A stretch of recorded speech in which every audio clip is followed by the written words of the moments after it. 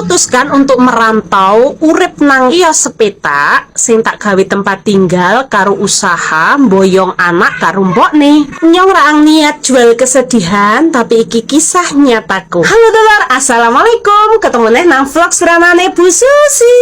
Oke, videonya ke Bu Susi gak gawe teks wong gak arah ono lomba nang sekolahan, tadi tak gawe nang omah soalnya main fokus. Kanjane Bu Susi resik-resik karo cerita-cerita tentang perjalanane urip Bu Susi. Durunge memutuskan untuk tinggal nang kios sepeta iki. Yen nyong ke wis tau wira-wiri saka omah. Gandeng nyong ke dodolane esuk gasi jam 5 wis ready bubure. Otomatis jam 3 ke kudu wis mangkat ring warung. Hasile atau akibatnya ke anake nyong paru-parune kena. Nah, setelah kue memutuskan nginep wae nang warung. Permeneh selain nyong ke diuji ekonomi, nyong ya diuji duwe tonggo sing toksik banget. Semua urusannya nyong ke diikut campurkan. Masalah nyong, anggon-anggonane nyong, masalah anak nyong sing spesial didomong ke idiot barang pernah guys. Daripada ngelawan syaiton sing berkedok agama, luwih apik nyong menghindari to guys. Menjaga pikiran, menjaga hati, dan menjaga lisan dan perbuatan, ya akhirnya memutuskan gawe nginep nang warung. Hasilnya pikirane nyong, hatine nyong luwih tenang menghindari orang-orang toksik ngono kuwe. Terakhir nyong oleh informasi valid kie.